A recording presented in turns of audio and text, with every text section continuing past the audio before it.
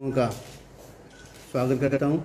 मेरे साथ भारतीय जनता पार्टी के हमारे भारतीय जनता युवा मोर्चा के यूटी के हमारे अध्यक्ष श्री अरुण जी, जो को कन्वीनर के नाते जो टीम हमारे साथ देख रही है उनमें अरुण प्रभात जी हैं। उसके साथ पुनीत महाजन जी मेरे इस तरफ बैठे हैं जो BJP convener health and media cell के हैं। तीसरे नीतीश महाजन जी बैठे हैं, ये स्टेट एग्जीक्यूटिव कमेटी के मेंबर हैं हमारे।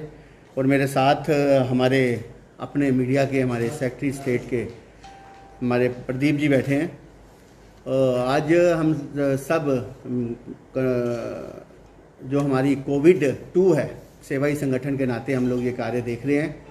हम पिछले कई दिनों से हमारे भारतीय जनता पार्टी के कार्यकर्ता निचले स्तर पर जाकर हर डिस्ट्रिक्ट के अंदर, जम्मू और कश्मीर के अंदर कार्य कर रहे हैं।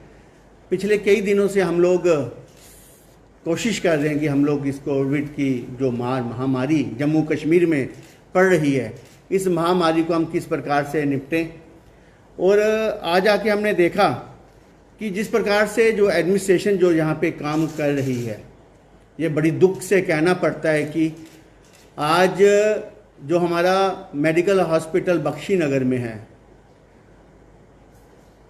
इन लोगों ने जब ऑक्सीजन के प्लांट वहाँ पे लगाए थे, क्या कारण है कि वो प्लांट आज जिस प्रकार से थोड़ी देर के बाद उनका फ्लो कम हो जाता है, जिसके कारण पेशेंट्स की डेथ हो रही है। कल रात को बात हुई कि किस प्रकार से जो गांधीनगर हॉस्पिटल है वहाँ भी कल ऑक्सीजन नहीं मिल रही थी, जिसके कारण वहाँ पे भी कल पेशेंट्स नहीं ली जा रहे थे। इसी प्रकार से हम अगर प्राइवेट सेक्टर में देखें तो नारायणा हॉस्पिटल पिछले 7 दिन से एक भी पेशेंट नहीं ले रहा। अगर हम बत्रा में देखें तो 40-50 के 110 की कैपेसिटी के बाद 40-50 पेशेंट लेना, ये बहुत बड़ा क्राइम है। ये इंजीनियरिंग जो उनका डिपार्टमेंट है या मैकेनिकल डिपार्टमेंट है, उनसे पूछा जाना चाहिए कि क्या कारण है कि आज कोविड के लिए 1 साल से जो महामारी थी, 1 साल हो गया, आप लोगों ने क्या इसके ऊपर कदम उठाए हैं। आज आप लोग सचमुच में क्रिमिनल अगर हैं तो आप लोग हैं, जो ये लोगों को यहाँ पे जो सजा मिल रही है वो सिर्फ आप इंजीनियर और मैकेनिकल जो डिपार्टमेंट है उनके कारण मिल रही है, क्योंकि जो लोग यहाँ मर रहे हैं वो आपके कारण मर रहे हैं। दूसरा, जो इन्होंने city hospital into triage centre घोषित किया कि हर व्यक्ति, जो भी व्यक्ति होगा, जो भी मरीज होगा, पहले वो सिटी हॉस्पिटल जाएगा। पर सिटी हॉस्पिटल की अगर हम पिछले कई दिनों से हम लोग देख रहे हैं कि वहां पे ऑक्सीजन का इंतजाम ही नहीं। जिस हॉस्पिटल के अंदर हर पेशेंट ने जाना है, सीटी स्कैन कराना है, वहां पे इनके पास ऑक्सीजन की व्यवस्था नहीं है। और उसके बाद अगर मैनेजमेंट देखें, वहां स्किल मैनेजमेंट चाहिए। वहां पे जो भी पेशेंट आता है, उनको कोई माइनर कोविड है, किसी को मेजर कोविड है, पर वहां पे किस प्रकार से मैनेज करके, किस प्रकार से उनको दूसरे हॉस्पिटल में भेजना है, इसकी व्यवस्था कैसे करनी है, इसमें भी मैनेजमेंट वहां फेल है। आज की तारीख में लोग धक्के खा रहे हैं, पर वहां की मैनेजमेंट को भी वहां पे अपने आप को चुस्त दुरुस्त करना चाहिए कि कोई रात को वहां पे आता है तो आप किस प्रकार उस पेशेंट को देख के बाकी हॉस्पिटल में शिफ्ट करेंगे। तीसरा, जो वहां पे जिस प्रकार से ये लोग रोज एडवाइजरी जारी करते हैं कि इस हॉस्पिटल में रात को इतने बेड हैं, इस हॉस्पिटल में रात को इतने बेड हैं, इस हॉस्पिटल में रात को इतने बेड हैं।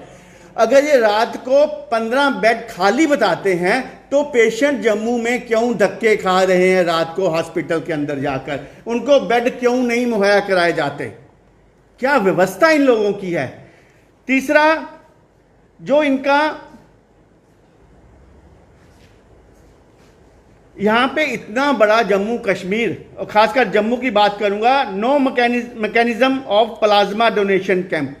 यहां पे आप प्लाज्मा डोनेट करके किस प्रकार उसकी व्यवस्था करनी है, इसका कोई भी यहां पे ऐसी कोई व्यवस्था नहीं बनाई गई। क्या कारण है कि आप लोग क्यों पीछे चल रहे हैं? तीसरा, जो यहां की एडमिनिस्ट्रेशन है, एडमिनिस्ट्रेशन यहाँ पे पॉलिटिकल एक्टिविटी आज ना के बराबर है, क्योंकि पॉलिटिकल सेटअप नहीं है। तो यहाँ गवर्नर महोदय, जो हमारे एलजी हैं और यहाँ की एडमिनिस्ट्रेशन है, उनको कम से कम अपने फ़ोन उठाने चाहिए। आम जो जनता है वो किससे रूबरू होगी? और खासकर जो एनजीओज हैं, जो नुमाइंदे हैं पब्लिक के, या जो पार्टीज हैं, मैं सब पार्टी की बात करता हूं, उनसे तालमेल रखना चाहिए कि जो ग्रास रूट लेवल पे क्या कमियां हैं उसको हम किस प्रकार से हम उन कमियों को पूरा कर सकें। यह भी बड़ी जरूरत है।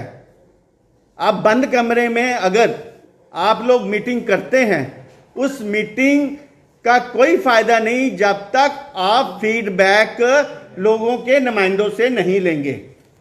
तीसरा, जो 108 एम्बुलेंस की जो सुविधा है, आज वो भी सुविधा फेल हो चुकी है। एडमिनिस्ट्रेशन को चाहिए 108 की जो सुविधा है एम्बुलेंस की, उसको एडमिनिस्ट्रेशन के साथ मिलकर किस प्रकार से व्यवस्थित किया जाए और लोगों को समय पे किस प्रकार से एम्बुलेंस पहुंची जाए, इसकी व्यवस्था भी बड़ी जरूरत है आज की तारीख में।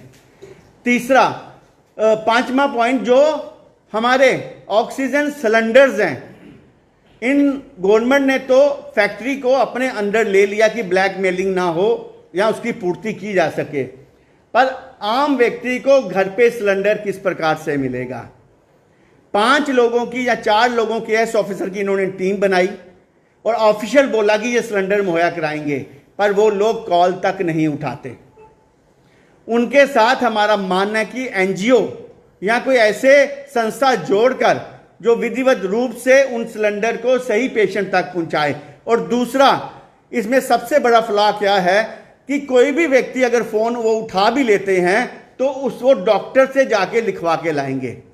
आम डॉक्टर के पास डिग्री है पर वो नहीं लिख सकता, खाली हमारे सिटी हॉस्पिटल वाले ही लिख के देंगे तो वो उसको सिलेंडर देंगे।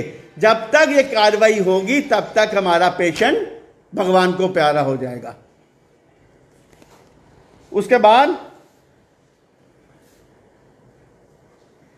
जो पिछली हमारी डिमांड है कि सबसे पहले वहां पे जो पैरा मेडिकल स्टाफ्स हैं उसकी इतनी कमी है, उसको किस प्रकार से पैरा मेडिकल स्टाफ को लगाया जाए और किस प्रकार से उसकी भर्ती की जाए। यहाँ नर्सिंग हॉस्पिटल्स या पैरा मेडिकल हॉस्पिटल जो कॉलेजेस हैं, वहाँ से हज़ारों की तादाद में बच्चे पास होकर निकले हैं।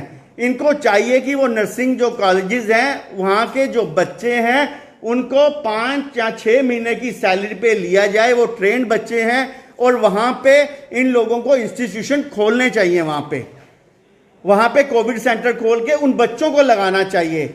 और जो गैजेटेड हैं आज की डेट में, जो कोविड में गैजेटेड चलते हैं, चाहे वो मशीन्स हैं जो ऑक्सीजन के लिए घर पे लगाई जाती हैं, उनकी भी ब्लैक मेलिंग को किस प्रकार से रोकना है। आज ब्लैक मेलिंग माफिया किस प्रकार से हावी है। जो 30,000 की जो मशीन है आज लाख लाख में बिक्री है। यहाँ की एडमिनिस्ट्रेशन क्यों नहीं लोगों को वो मशीनें मुहैया करा रही बाजार में सस्ते दामों में। इन सब बातों को देखते हुए मैं मीडिया के माध्यम से आज गवर्नर साहब को कहना चाहता हूं कि एडमिनिस्ट्रेशन को चुस्त दुरुस्त होना चाहिए। इस लापरवाही के लिए कौन जिम्मेदार है? और यहां पे कम से कम 1500 बेड जो ऑक्सीजन से लिप्त हों, वो कम से कम 1500 बेड की और यहां पे जरूरत है जम्मू के अंदर तत्काल। और साथ में यहां पे वेंटिलेटर की जरूरत है। उसके लिए क्या कदम डिपकॉम उठा रहे हैं? साथ में आप लोगों ने बार बार पढ़ा मीडिया के माध्यम से कि कोविड-2 की लहर आने वाली है। 1 साल के अंदर आप लोगों ने क्या किया? और अब तो कोविड-3 की लहर भी आने वाली है। जम्मू कश्मीर कहां तक ये एडमिनिस्ट्रेशन पहुंचाएगी, ये हमें सोचना चाहिए।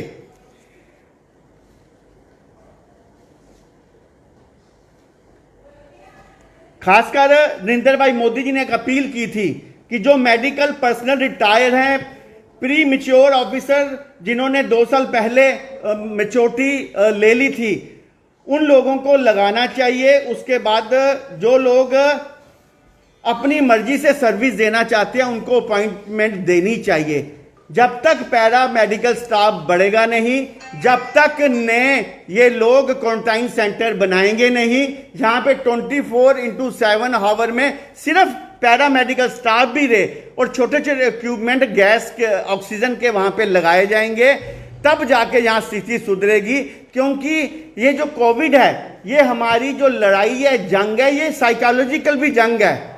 मैं मीडिया के माध्यम से कहना चाहता हूं, जिस घर में कोविड एक व्यक्ति को भी हो जाता है, वो व्यक्ति सिक हो जाता है, उसका पूरा परिवार डिप्रेशन में चला जाता है। ये साइकोलॉजिकल भी है। अगर हम ऐसे स्कूलों के अंदर कोई कोविड सेंटर खोल देंगे, यहां पे पहले दिन ही अगर वो पेशेंट वहां पहुंच जाएगा, उसे ऑक्सीजन मिल जाएगी, तो मेरे को लगता है कि उसका पूरा परिवार बच सकता है।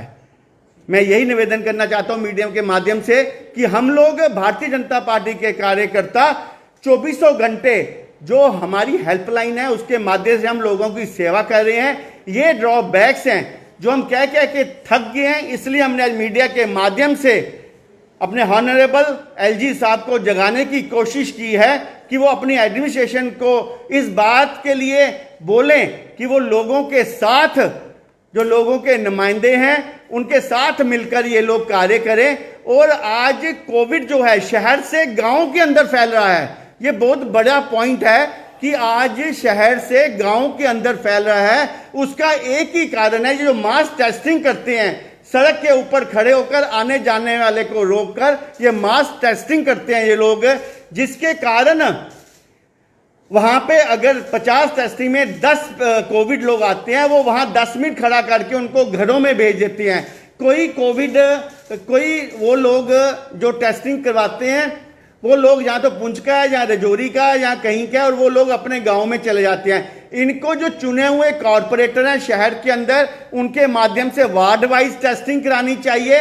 और जो पंचायत हैं, जो पंचायत घर है हमारे, वहां पे जो सरपंच, पंच, डीडीसी, बीडीसी के जो मेंबर हैं, उनके माध्यम से हर गांव के अंदर इनको पर्टिकुलर टेस्टिंग करा के जो लोग कोविड पाए जाते हैं उनको पर्टिकुलर इलाज कराकर उनको फैलने से रोकना चाहिए।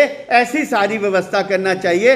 हम इसके लिए आज यहाँ पे बैठे रहे। मैं आप सब मीडिया वालों का अपनी तरफ से और अपने साथियों की तरफ से धन्यवाद करता हूँ। शुक्रिया।